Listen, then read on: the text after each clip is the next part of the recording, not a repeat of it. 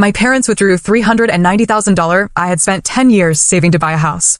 When I found out, my dad smirked and said, "Thanks for your naivety. Your money just secured your brother's bright future." I couldn't help but laugh, because the money they took wasn't real. They took the wrong bait. Oh, you won't believe what happened last month. I was literally days away from buying my dream house, a home I'd sacrificed everything for over a decade. I'd scraped together $390,000, penny by agonizing penny. Then, in a moment that still makes my stomach churn, I found out my own parents had emptied my entire account. And when I confronted my father about it, he just smiled, a cold, chilling smile, and said, "Thanks for your naivety. Your money has now secured your brother's bright future." And you know what I did? I laughed. A full, booming, disbelieving laugh. Because if you knew my story, you'd understand why. Growing up in Boston with Diane and Richard Harper was, well, it wasn't easy. From my earliest memories, my parents held ironclad control over everything.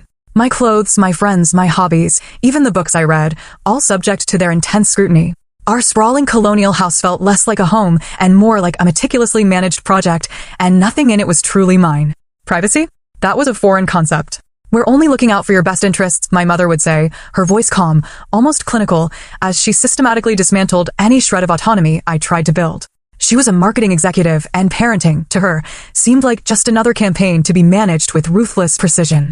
My father, a financial advisor with a reputation for aggressive investment strategies, controlled the family finances with an equally rigid hand. "Money isn't for children to worry about," he'd declare whenever I dared to ask about savings or an allowance. Meanwhile, he meticulously documented every single penny I spent in a little black notebook, a sinister relic that lived in his desk drawer. The stark contrast in how they treated my younger brother, Tyler, made their controlling behavior toward me even more apparent. Tyler, for years my junior, could seemingly do no wrong. His room was his sanctuary, his choices rarely questioned. My parents funded his hobbies lavishly, from expensive gaming setups to travel soccer leagues. When he wrecked his first car at 17, they simply bought him a newer, better one, without so much as a lecture. Boys will be boys, my mother would shrug, while I, on the other hand, would endure a tower interrogation for coming home 15 minutes past curfew. Perhaps it was their blatant favoritism toward Tyler that ignited my fierce drive for financial independence so early. At 16, I landed my first job at a local coffee shop, meticulously hiding my tips in a hollowed-out book on my shelf. By 18, I'd saved enough for my first semester of community college, which I attended while working full-time. My parents were furious when I moved out at 19, packing my meager savings and thrift store furniture into a shared apartment 30 minutes away. "You're making a terrible mistake," my father warned, his voice laced with disdain. "You'll be back within 6 months." But I wasn't. I thrived. I transferred to a 4-year college on a partial scholarship, majoring in computer science. By 22, I'd landed an entry-level position at a small tech company, and by 25, I'd worked my way up to a senior developer role. My savings strategy was almost obsessive. 30% of every paycheck went into a high-yield savings account. I lived with roommates, drove a 15-year-old car, cooked all my meals at home, and bought clothes secondhand. Every bonus, every tax refund, every payment from a side gig went straight into savings. My spreadsheets tracked every single dollar, projecting exactly when I'd hit my goal of $400,000 for a house down payment and emergency fund. My relationship with my parents during those years remained strained but civil. I visited on major holidays, called once a week, and expertly deflected their probing questions about my finances. "I'm doing fine," became my standard, non-committal response. Then, 3 years ago, I met Jessica at a tech conference, and my life expanded in ways I hadn't anticipated. She was brilliant, funny, and understood my drive for independence without me having to explain a single thing. After a year of dating, we moved in together, further reducing my living expenses and accelerating my savings timeline. It was Jessica who encouraged me to start house hunting 6 months ago, even though I was still about $10,000 short of my goal. "Real estate in this area isn't getting cheaper," she pointed out logically, "and interest rates are still reasonable.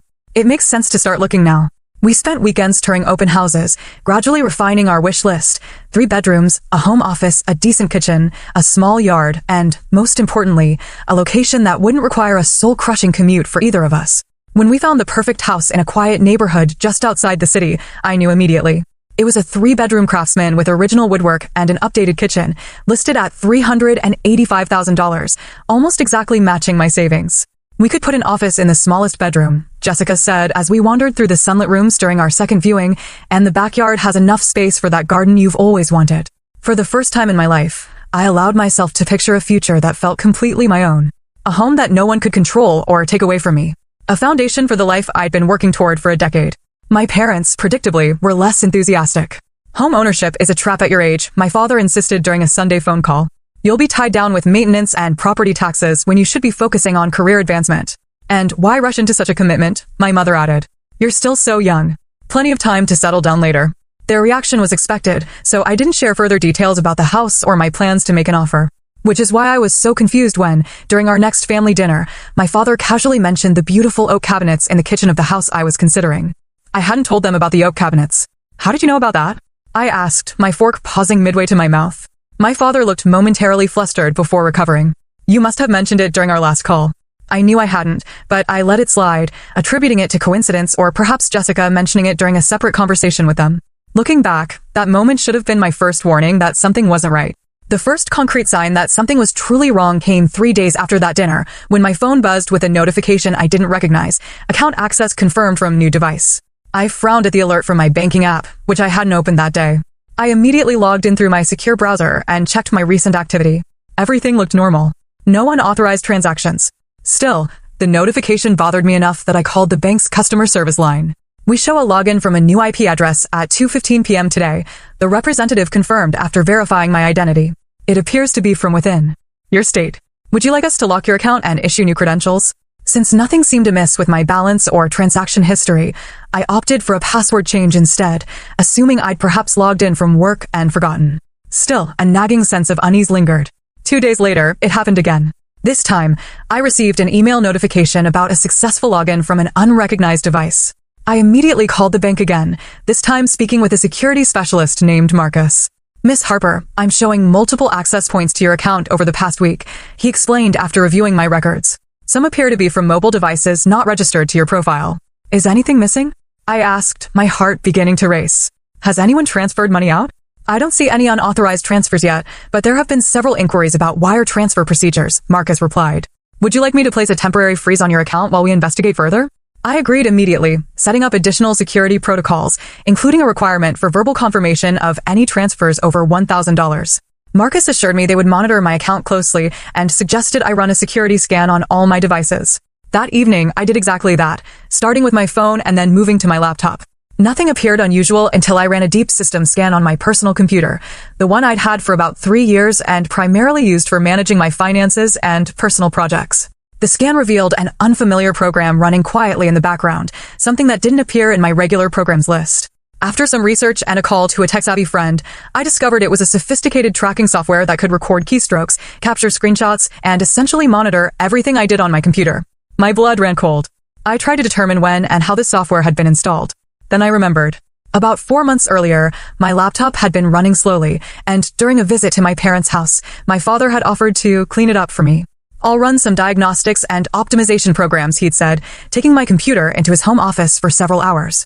You know, this is what I do for clients all the time. He'd returned it later that evening, noticeably faster and good as new. I thanked him, never suspecting he'd used the opportunity to install spyware.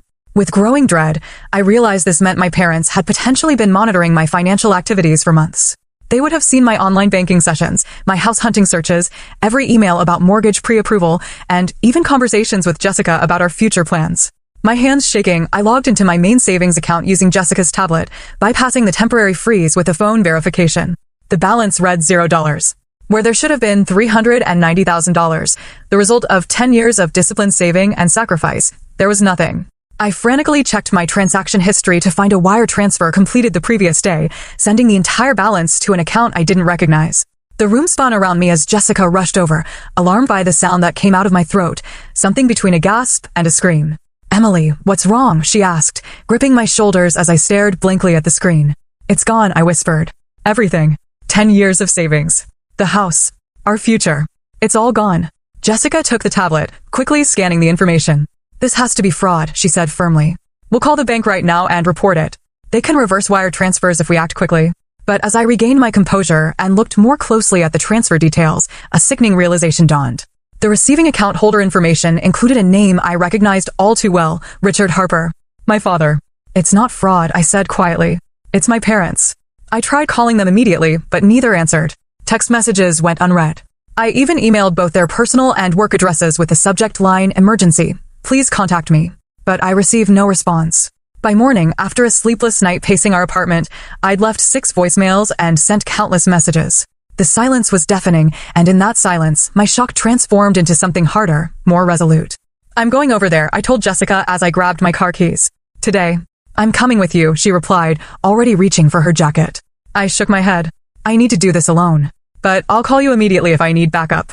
As I drove the 40 minutes to my parents' suburban home, my mind raced through possible explanations, each more implausible than the last. Perhaps it was a terrible mistake. Maybe they were trying to protect the money somehow. Could they have transferred it to a better investment vehicle as a misguided surprise? But the tracking software on my computer told a different story. This was calculated, deliberate. A violation so profound I could barely process it. The familiar tree-lined street where I grew up looked exactly the same as always. Neatly trimmed hedges, freshly mulched flower beds, the American flag flying from the front porch. Everything in its proper place, just as my parents preferred. I parked in the driveway behind my father's luxury sedan and sat for a moment, gathering my courage. Then I walked up the brick pathway and rang the doorbell. Though I still had a key somewhere in my apartment, I didn't use it. My mother answered, her expression shifting from surprise to something carefully neutral when she saw me. "Emily," she said, stepping back to let me in. "This is unexpected. We usually do Sunday dinners, not Tuesday drop-ins." "Is Dad home?" I asked, not bothering with pleasantries. "In his study." "Is everything all right?" she asked. I didn't answer, just walked past her toward my father's home office. He looked up from his computer as I entered, removing his reading glasses. "Emily," he said, smiling blandly. "What brings you by on a weekday?" I closed the door behind me, suddenly aware of how calm I felt. Beyond anger, beyond shock, something crystalline and clear had formed in my chest. "I know what you did," I said simply. My father's expression didn't change. "You'll need to be more specific." $390,000 transferred yesterday from my savings account to yours. "And the tracking software you installed on my laptop when you supposedly fixed it." A flicker of something, not quite guilt, but perhaps surprise that I'd discovered everything so quickly, crossed his face. Then his face settled into firm resolve.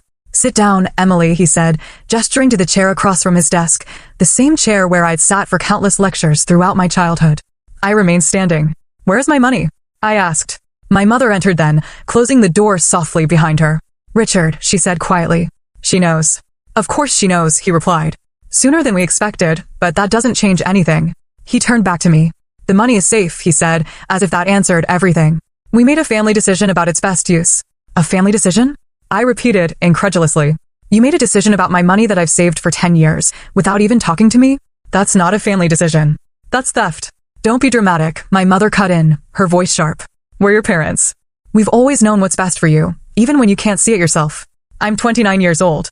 I have a successful career, a relationship, and until yesterday, I had a plan to buy a house. You had no right to interfere." My father stood, his height still imposing even though I was an adult now. "We had every right. You were about to make a terrible financial mistake, tying up all your liquid assets in an overpriced property in a market that's about to turn. We protected you from yourself. By stealing from me, my voice rose despite my efforts to stay calm. By reallocating family resources where they'll do the most good, he corrected. Your brother has been accepted to an elite business school, and he has a startup idea that needs capital. His education and business will benefit this family for generations." As if on cue, the front door opened and closed, and moments later, my brother Tyler appeared in the doorway of the study, looking confused at finding us all there. "What's going on?" he asked, glancing between us. "Nothing that concerns you," my mother said quickly. "Actually," I said, turning to face him, "they just stole my entire savings account to give to you. $390,000 that I've been saving for 10 years to buy a house. Apparently, your education and business idea are more important than my future." Tyler's eyes widened. "What? That can't be right." He looked at our parents. "Tell me that's not true." My father's expression hardened. "Emily is being selfish, as usual. We made a decision that benefits the family as a whole." "By stealing her money?" Tyler asked, incredulously. "It's not stealing when it's for your child's own good," my mother insisted. "Emily was about to waste all that money on a house she doesn't need at her age. Your future is more promising." Tyler looked horrified. "I never asked for that. I would never want her money taken from me." My father waved his hand dismissively. "You'll understand when you're older, both of you. Sometimes parents have to make difficult decisions." He turned to me, his expression smug. "Thanks for your naivety. Your money has now secured your brother's bright future." And then, to everyone's surprise, including my own, I started laughing. Not a small chuckle, but full-bodied laughter that bent me at the waist. My parents exchanged concerned glances. "Emily," my mother said cautiously, "are you all right?" I straightened, wiping tears from my eyes. "I'm better than all right. I'm fantastic. Because you didn't get what you think you got." My father's brow furrowed. "What are you talking about?" $390,000 is what I had in total savings, I explained, still smiling. But last week, after getting pre-approved for a mortgage, I moved $351,000 to a separate, secure account at a different bank. One that you didn't know about. The account you emptied only had $39,000 in it. The color drained from my father's face. That's not possible. We monitored your main account. You never made any large transfers. No, I didn't, I agreed. Because after I noticed some strange activities on my account, I went to the bank in person and arranged for a banker to help me transfer the funds physically, with no digital trail. I was planning to surprise Jessica with the good news that we could make an offer on the house with extra funds for renovations. My mother sank into a chair. You're lying. Call the bank if you don't believe me, I replied, though I'm not sure you want to draw more attention to what you've done. Tyler moved to stand beside me. I want no part of this, he said firmly. Whatever they took from you, I don't want it, and I'll help you get it back. My father's shock quickly transformed into anger. You ungrateful children. After everything we've done for you. What you've done, I said, my voice steady, is commit fraud and theft. You installed spyware on my computer without my knowledge or consent. You used that information to access my bank account without authorization, and you transferred funds that didn't belong to you. That's not parenting. That's criminal. You wouldn't press charges against your own parents, my mother said, but uncertainty flickered in her eyes. Watch me, I replied. I turned to leave, then paused at the door. You have 24 hours to return my $39,000. After that, I'm going to the police with evidence of everything you've done. As Tyler and I walked out together, leaving our parents stunned in the study, I felt a weight lift from my shoulders that I hadn't realized I'd been carrying my entire life. My 24-hour deadline came and went with no money returned and no communication from my parents. True to my word, I filed a police report the following morning, bringing copies of bank statements, screenshots of the unauthorized wire transfer, and evidence of the spyware found on my computer. Detective Kimberly Walsh took my statement, her expression growing increasingly serious as I explained the situation. Unfortunately, we see cases like this more often than you might think, she told me. Family financial exploitation is surprisingly common, though your parents' methods were unusually sophisticated. She explained that they would investigate, but also recommended I consult with an attorney who specialized in financial crimes. Criminal charges are one avenue, she said, but civil action may be your best bet for recovering the funds quickly. Through a colleague's recommendation, I found Sarah Williams, an attorney who had previously handled several cases involving parental financial abuse of adult children. Her office was small, but impeccably professional, and she listened intently as I recounted my story. First things first, she said when I'd finished, we'll file for an emergency injunction to freeze the funds they took so they can't spend or hide them. Then we'll proceed with both civil claims for the return of your money plus damages, and work with the police on potential criminal charges. True to her word, Sarah moved quickly. By the end of the week, a judge had granted our request to freeze my parents' accounts where my money had been deposited. The formal complaint filed against them included charges of theft, fraud, unauthorized computer access, and invasion of privacy. My parents' response was swift and predictable. They hired Bradford Montgomery, one of the most expensive attorneys in the city, known for representing wealthy clients in complex financial disputes. Their formal response to our complaint was a blend of denial and justification, claiming they had acted out of parental concern and fiduciary duty. More shocking was their countersuit, alleging that I had borrowed money from them throughout my early adulthood with a verbal agreement to repay it, and that the $39,000 they took was simply collection of this family debt. This is completely fabricated. I told Sarah when she showed me their filing. I've never borrowed money from them as an adult. In fact, I've been financially independent since I was 19. I believe you, she assured me, but we'll need to gather evidence to refute their claims. Bank records showing your income and expenses over the years, testimonials from friends or colleagues who can attest to your financial independence. Anything that contradicts their narrative. The case quickly drew attention beyond our family. The local news ran a story about modern digital privacy concerns, without naming us directly, but clearly referencing our situation. My inbox filled with messages from friends, colleagues, and even a few distant relatives, all expressing varying degrees of shock, support, or, in some cases, criticism for taking legal action against my own parents. The most painful messages came from my mother's sister, Aunt Lauren, who had always been kind to me growing up. Family matters should stay within the family, she wrote. Your parents may have made a mistake, but dragging them through the courts will only destroy any chance of reconciliation. Is that really what you want? What I wanted, I realized, was something my aunt couldn't understand: accountability. For once in my life, I wanted my parents to face consequences for their controlling behavior, rather than being allowed to rewrite reality to suit their preferences. Jessica proved to be my steadfast support through all of this. She took days off work to accompany me to meetings with Sarah, organized our growing file of evidence, and held me on the nights when the stress and hurt finally caught up with me. You're doing the right thing, she would whisper as I cried against her shoulder. Standing up for yourself doesn't make you a bad daughter. They broke your trust in the most fundamental way. Tyler, too, surprised me with his unwavering support. Despite pressure from our parents and extended family, he provided a written statement confirming he had never asked for or wanted my money and detailing the pattern of favoritism and control he had witnessed growing up. I've always felt guilty about how differently they treated us, he confessed during a lunch meeting with me and Sarah, but I never thought they'd go this far. I'm sorry I didn't stand up for you sooner. The most difficult part of the legal process was the deposition, where I had to sit across from my parents and their attorney while answering questions for hours. They looked smaller somehow, my mother's perfectly maintained appearance showing cracks of stress, my father's confident posture diminished.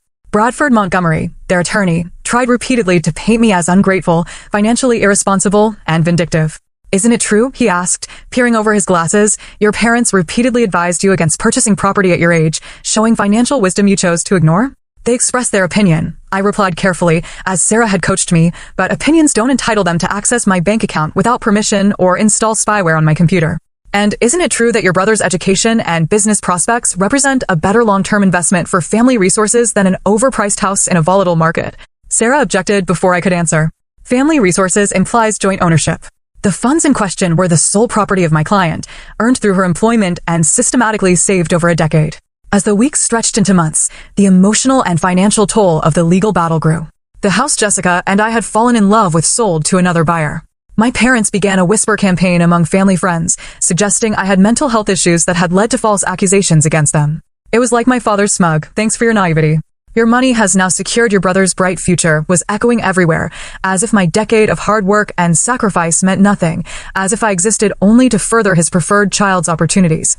So we pressed on. Sarah gathered digital forensics experts who testified about the sophisticated nature of the spyware installed on my computer and traced its installation directly to the time period when my father had possession of my laptop. Bank records clearly showed my consistent pattern of saving over 10 years, contradicting my parents' claims of debt repayment. The case was scheduled for court with a hearing date set for exactly 3 months after my initial discovery of the theft.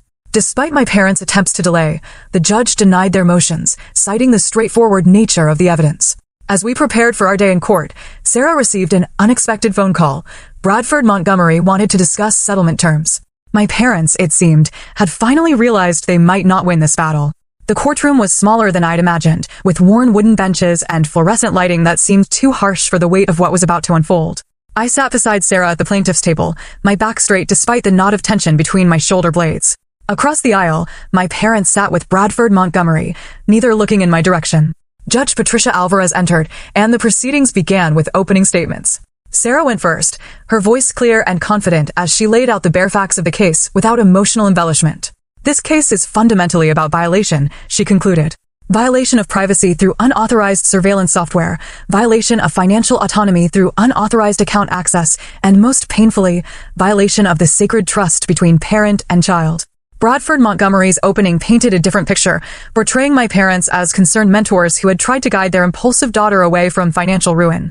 The Harpers have decades of financial expertise between them, he argued smoothly.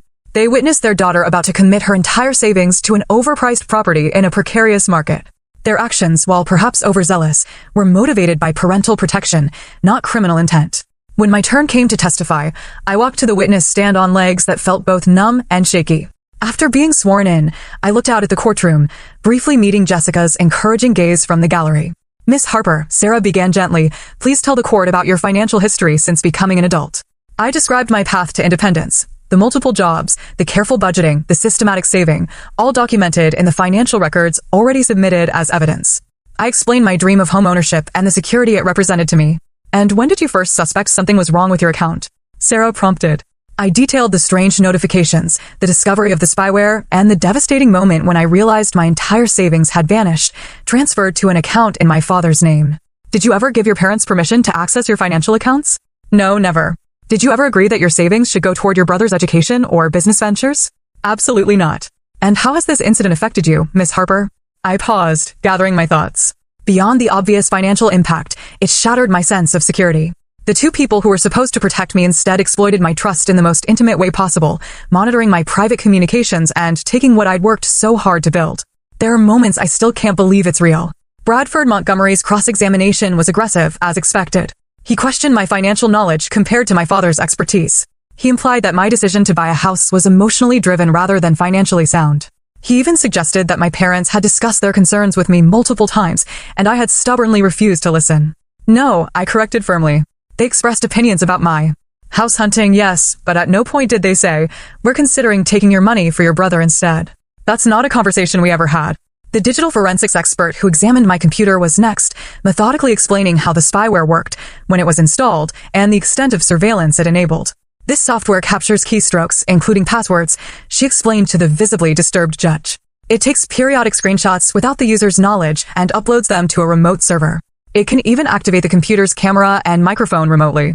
This is not consumer-grade parental monitoring software, but rather sophisticated surveillance technology typically used in corporate espionage or by private investigators." My father shifted uncomfortably in his seat as she detailed the exact date and time the software was installed, matching precisely to when he had taken my laptop to fix it. Perhaps the most damaging testimony came from an unexpected source. The bank manager who had helped me transfer the majority of my savings to a secure account took the stand, confirming that I had come to the bank in person, expressed concerns about unusual account activity, and asked for assistance in protecting my assets. Ms. Harper specifically mentioned feeling that someone might be monitoring her online banking activity, he recalled. She requested that we handle the transfer with no digital notification or electronic trail, which is unusual but not unprecedented when clients have security concerns. This testimony directly contradicted my parents' claim that I had fabricated the story about transferring most of my money before they accessed my account. The real surprise of the day came during my brother Tyler's testimony. I had expected him to confirm his written statement about never asking for my money, but he went much further. "My parents have always treated Emily and me differently," he stated clearly. "Growing up, I received opportunities, trust, and resources that she didn't, for no reason except that I was their son and she was their daughter." A murmur ran through the courtroom as he continued. "When I learned what they had done with Emily's money, supposedly for my benefit, I was horrified. But I wasn't entirely surprised. This fits a pattern of control they've maintained over her for as long as I can remember." Then, voice steady, he revealed something I hadn't known. "After Emily discovered what happened, our parents approached me with $50,000 to start my business immediately, saying it was my portion of a family investment. When I refused it and said I would support Emily in court if necessary, they threatened to withdraw funding for my education entirely." My mother made a small sound from her seat, and my father's face flushed dark red. "Tyler, that's enough," he said sharply, earning a quick reprimand from the judge about speaking out of turn. As the first day of proceedings ended, Sarah looked cautiously optimistic. "The judge seems troubled by the evidence," she whispered as we gathered our things, "particularly the sophisticated nature of the spyware and your brother's testimony." The second day brought an unexpected development. Before proceedings began, Bradford Montgomery requested a brief recess to speak with his clients. When court resumed 30 minutes later, he approached the bench. "Your Honor, my clients would like to propose a settlement." The terms were straightforward: full return of the $39,000, plus $20,000 in damages to cover my legal fees and emotional distress. In exchange, I would drop all claims and agree not to pursue criminal charges. Judge Alvarez turned to me. "Miss Harper, are these terms acceptable to you?" I looked at my parents, really looked at them, perhaps for the first time in my adult life. My mother's perfect posture, my father's confident facade, both now showing cracks under pressure. They had monitored my most private communications, violated my trust, taken what wasn't theirs, all while believing they were entitled to control my life even as an adult. "No, Your Honor," I said clearly.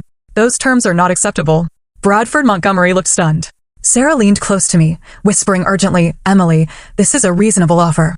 We should consider it." "I've spent my entire life being reasonable while they've been controlling," I replied quietly.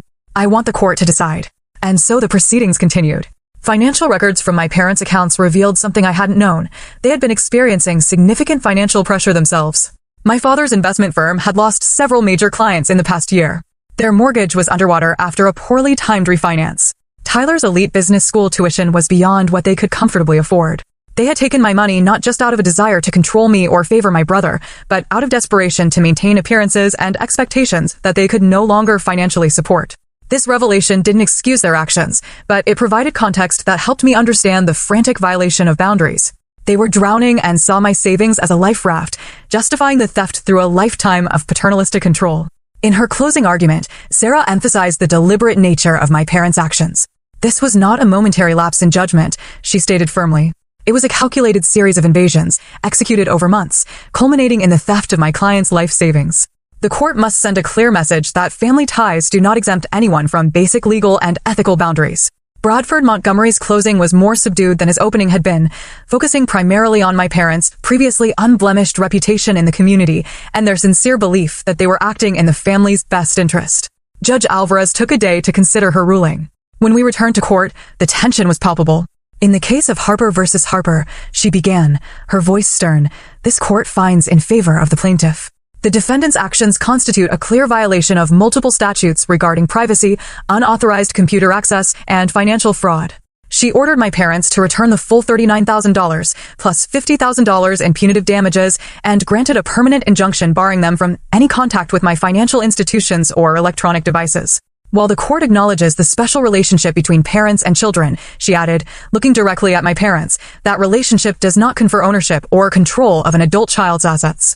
Miss Harper has demonstrated admirable financial responsibility and independence. The paternalistic overreach demonstrated by the defendants is particularly troubling given the sophisticated methods employed. As a final point, she noted that she would be referring the case to the district attorney's office for consideration of criminal charges, though the decision to prosecute would be at their discretion. My parents sat motionless as the ruling was read, my father's face pale, my mother's eyes downcast. They had lost not just the case, but the carefully constructed narrative they'd built around their actions, their parenting, and their own financial stability. As we left the courtroom, Tyler caught up with me in the hallway. "Are you okay?" he asked. Concern evident in his eyes. I considered the question seriously. "Not yet," I answered honestly, "but I will be." The weeks following the court ruling brought both practical challenges and emotional upheaval. My parents complied with the financial judgment promptly, likely hoping to minimize their exposure to potential criminal charges. The district attorney ultimately decided not to pursue criminal prosecution, citing my parents' clean prior record and the full financial restitution already made. With a return of my $39,000 plus the additional $50,000 in damages, I now had even more than my original savings goal. Jessica and I resumed house hunting, though the market had shifted slightly in the months of legal proceedings. "What about this one?" Jessica asked one Saturday morning in bed, her tablet propped against her knees as she scrolled through listings. For bedrooms, renovated kitchen, about 10 minutes farther from downtown than we were looking before. The house was beautiful, slightly larger than our original target, with a wraparound porch and established garden. The price was within our budget, especially now. "It's perfect," I said, a flutter of excitement replacing the knot of anxiety that had lived in my chest for months. "Let's see it today." 2 weeks later, our offer was accepted. As we signed the mountain of paperwork at closing, I felt a surreal sense of accomplishment. Despite everything, despite the betrayal and legal battle and public exposure, I had achieved what I'd worked toward for 10 years. "Congratulations, homeowners," the real estate agent said, handing us the keys with a flourish.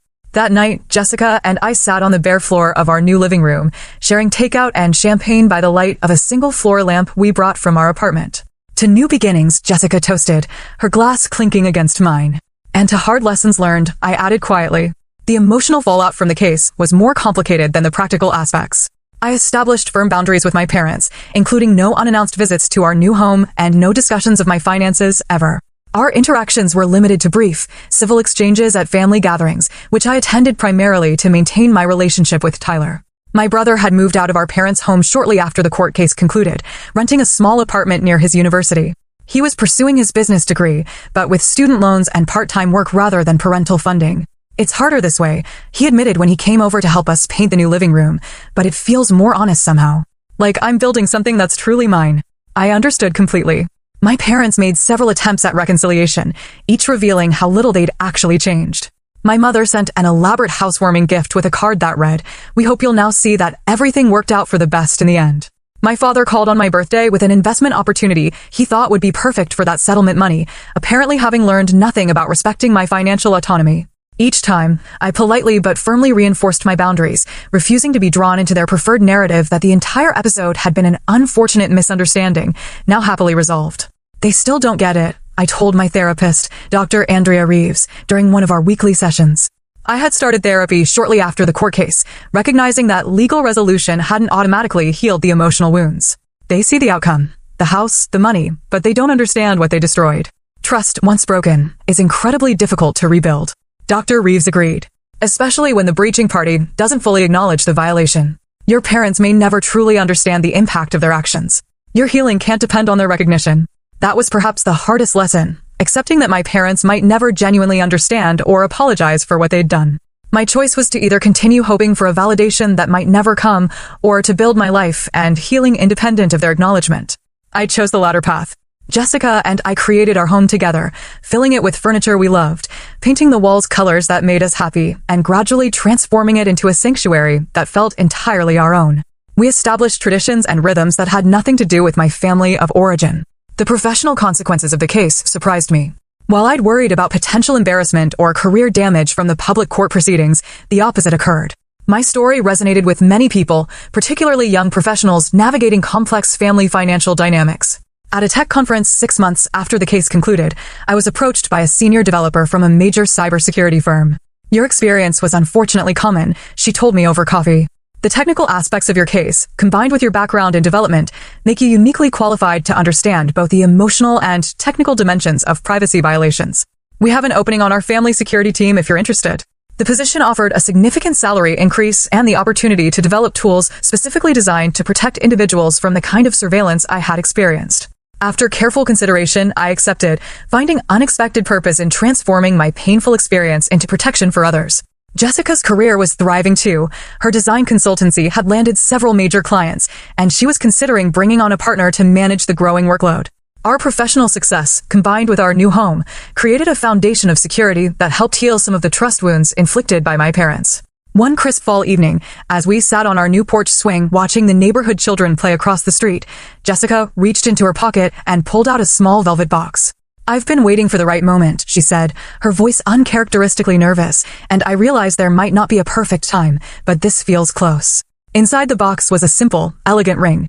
"I know we've talked about marriage in the abstract," she continued, "but after everything we've been through this year, I'm more certain than ever that you're who I want to build a life with. Will you marry me?"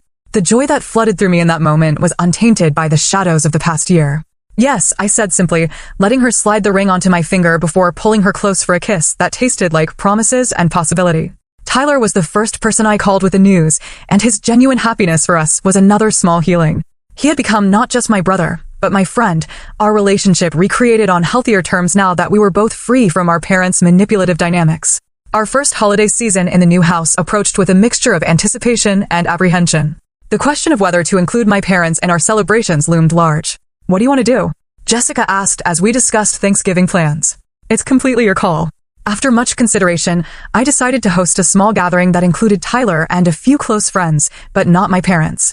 Instead, I sent them a brief but civil card wishing them well for the holiday. It wasn't forgiveness, exactly, not yet, but it was a conscious choice not to let their actions continue to dictate my life choices or emotional well-being. I was building something new, something that honored the strength I discovered in standing up for myself, while leaving space for joy, connection, and even eventual healing. As Jessica and I prepared our first Thanksgiving dinner in our new home, surrounded by chosen family, I realized that despite everything, perhaps because of everything, I had found my way to exactly where I was meant to be. 1 year after the court ruling, my life had transformed in ways both visible and invisible. Our house had become a true home, with a vegetable garden in the backyard and walls filled with artwork and photographs. Jessica and I had married in a small ceremony on our property, with Tyler as my person of honor and a handful of close friends as witnesses. My relationship with my parents remained limited but civil. We had established what my therapist called structured contact, with clear boundaries and expectations. Holiday gatherings were hosted at neutral locations, conversations kept to safe topics, and any attempts to discuss finances or offer unwanted advice were met with a polite but firm redirection. "I'm still working on forgiveness," I told Dr. Reeves during our now monthly sessions, not for their benefit, but for mine. "Carrying anger takes energy I'd rather direct elsewhere." "Forgiveness doesn't mean forgetting or allowing the same patterns to continue," she reminded me. "It can simply mean accepting what happened and choosing to move forward without letting it control your present." That perspective helped me navigate the complex emotions that still occasionally surfaced. There were moments when a casual comment or familiar gesture from my mother would trigger a flash of the old hurt and betrayal, but those moments became less frequent, less intense, as I continued to build a life defined by my choices rather than their actions. Tyler had graduated and launched a modest but promising tech startup, funded through a combination of small investors and a grant program for young entrepreneurs. He had made a point of establishing his business completely independent of our parents' financial input, despite their repeated offers of help. "I'm following your example," he told me over dinner at our house one evening, "building something that's truly mine." His progress in therapy was evident in the way he now established his own boundaries and pursued his own path without seeming torn by guilt or obligation. We had both learned that family connections, while important, weren't worth sacrificing our autonomy or self-respect. The most unexpected development of the year had been my growing involvement in financial education and digital security awareness. What had begun as a single guest lecture at a local community college, sharing my experience with identity protection students, had evolved into a regular speaking engagement and eventually a workshop series I developed called Digital Boundaries.